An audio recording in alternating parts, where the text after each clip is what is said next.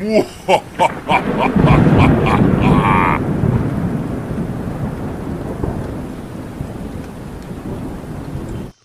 दोस्तों, आशा करता हूँ आप सब बहुत अच्छे होंगे। कहानी अच्छी लगे तो लाइक और सब्सक्राइब करिएगा और बेल आइकन पर ज़रूर प्रेस करिएगा। तो चलिए बढ़ते हैं कहानी की ओर। बिहारी की गाड़ी तेज़ी से पेड़ से टकराई, जिसके कारण तेज आवाज़ से आसपास के घरों के लोग जाग गए। बिखरू, जिसका मकान पेड़ के पास ही था, हड़बड़ी में घर से बाहर निकल कर आया। वहाँ नज़र दौड़ाने पर बिहारी की कार पेड़ के पास दिखी। वह अपने बेटों को आवाज़ लगाता हुआ दौड़कर पेड़ के पास पहुंचा। हरिया, लाला, जल्दी आओ, डॉक्टर बाबू की गाड़ी पेड़ से जा भिड़ी है, जल्दी आओ। शोरगुल से बाकी घरों के भी किवाड़ खुलने लगे और चंद मिनटों में ही गांव वालों का हुजूम इकट्ठा हो गया। बिखरू के दोनों बेटे हरिया और लाला ने अपनी सूझबूझ से कार का दरवाज़ा खोला और मूर्छित बिहारी को बाहर निकाला। अचेता अवस्था में बिहारी को बिखरू के घर ले जाया गया। बिखरू की बिटिया चंपा ने तुरंत खटिया बिछा दी और टेबल फैन लगा दिया। बिहारी को सावधानीपूर्वक खटिया पर लेटाकर हरिया और लाला भीड़ से मुखातिब हो सारा घटनाक्रम सुनाने लगे। शांता ताई हो न हो, इसके पीछे पुराना हैंडपंप ही है। सत्तू काका भी आ गए थे। शांता ताई की बात का समर्थन करते हुए बोले, ठीक कहा आपने, मैंने तो 50 बार इसे उस हैंडपंप पर जाने से रोका, पर आज की युवा पीढ़ी किसी की सुनती कहाँ है। भीड़ में उपस्थित सबसे वयोवृद्ध राज हुजूर सिंह बोले, घटना के पीछे की वजह तो डॉक्टर साहब के होश में आने पर ही पता चलेगी, अभी व्यर्थ की चर्चा करने से क्या लाभ। सभी ने उनकी बात का सम्मान करते हुए हामी भर दी, पर सबके मन में वजह सिर्फ और सिर्फ पुराना हैंडपंप ही था। सब अपने अपने घर को लौट गए। पक्षियों के मधुर कलर और शिव मंदिर की प्रातः आरती की घंटा ध्वनि से बिहारी की नींद खुली। स्वयं के नई जगह पाकर वह चौंक कर उठ बैठा। चंपा हाथ में जल का पात्र लिए हुए मुस्कुराती हुई बिहारी की ओर आई और कहने लगी, खम्मा गाड़ी सा। बिहारी सुकचाते हुए, जी नमस्ते, मैं यहाँ कैसे? चंपा, कल आपकी गाड़ी पेड़ से टकरा गई थी, बेहोशी की हालत में आपको यहाँ लाए थे। आप तो खुद ही डॉक्टर हैं, फिर भी माँ ने कल आपका उपचार कर दिया था। तभी चंपा की माँ चाय लेकर वहाँ आई। बिहारी से हालचाल पूछने लगी, अब कैसे हो बेटा? बिहारी जी, अब ठीक हूँ, शुक्रिया, आप सबने मेरी बहुत खातिरदारी की, मेरा ख्याल रखा। मुझे बहुत ज़रूरी काम से जयपुर जाना है, मैं चलता हूँ। चाय के घूंट समाप्त कर बिहारी अपने घर की ओर चल दिया। बिहारी को रात की घटना परेशान कर रही थी। अब तक जिसे वो एक मिथक मान रहा था, वह आईने की तरह साफ हो चुका था। जल्द ही बिहारी पुराना हैंडपंप से जुड़ी सभी बातों को जानना चाहता था। गांव वाले भी कल हुई घटना की वजह जानने के लिए बिहारी का इंतजार कर रहे थे। बिहारी सबसे बचता हुआ अपने घर आ गया। तुरंत तैयार होकर जयपुर के लिए रवाना हो गया। बिहारी कार ड्राइव कर रहा था। उसे अब भी यही डर था कि कहीं पीछे मुड़कर देखने पर उसी महिला से फिर न मुलाकात हो जाए। शिव जी को याद करता हुआ बिहारी जयपुर पहुंच गया। विक्रम को कॉल करके उसका पता पूछा। विक्रम ने लोकेशन व्हाट्सएप कर दी।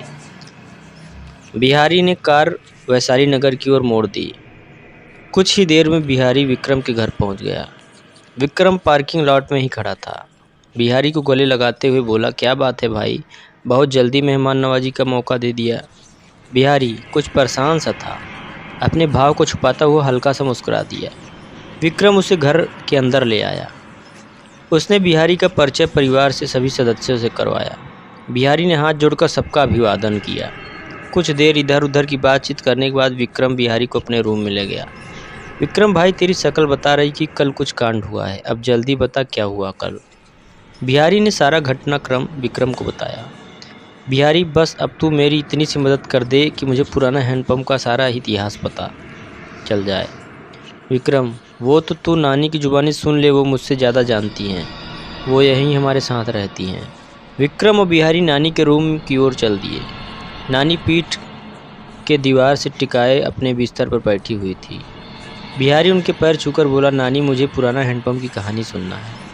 नानी को कहानी किससे सुनाने का शौक़ था। उत्साहित होकर वो शुरू से पुराना हैंडपंप का इतिहास बताने लगी। बात उन दिनों की है बेटा, जब अंग्रेज़ का शासन हुआ करता था। अंग्रेज़ों ने भारत में अनेकों नई नई तकनीक का विकास किया, उन्हीं में से एक हैंडपंप भी था।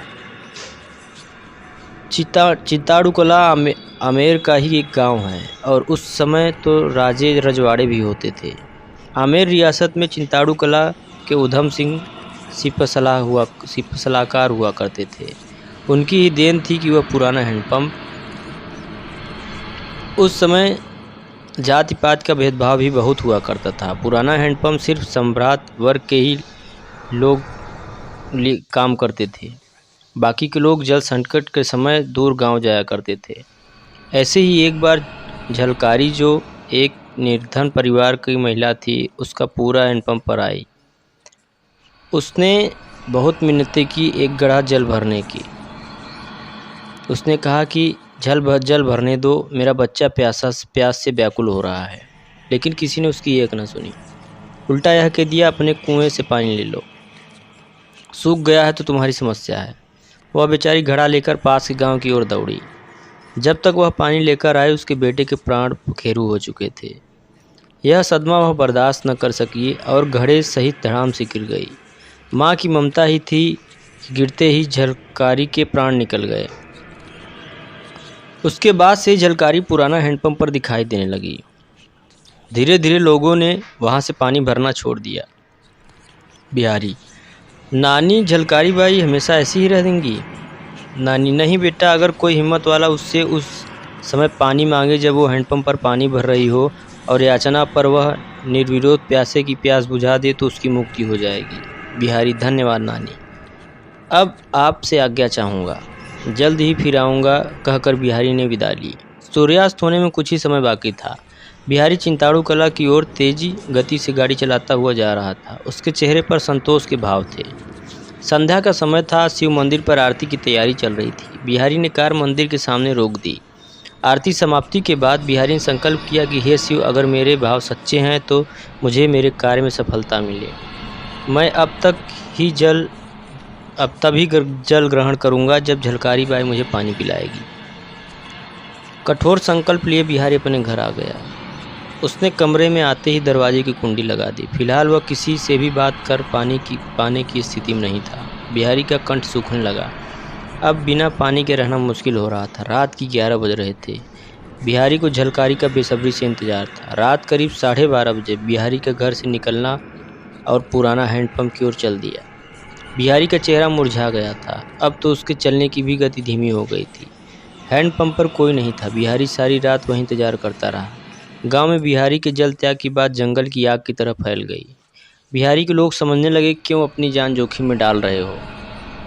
जब बिहारी किसी से भी नहीं माना तो सत्तू काका ने उसे अंगूर और संतरे देते हुए कहा, जल त्यागा है, फल नहीं, ये खाते रहो, प्यास बुझेगी और एनर्जी बनी रहेगी। रात करीब 1 बजे बिहारी हैंडपंप की ओर गया।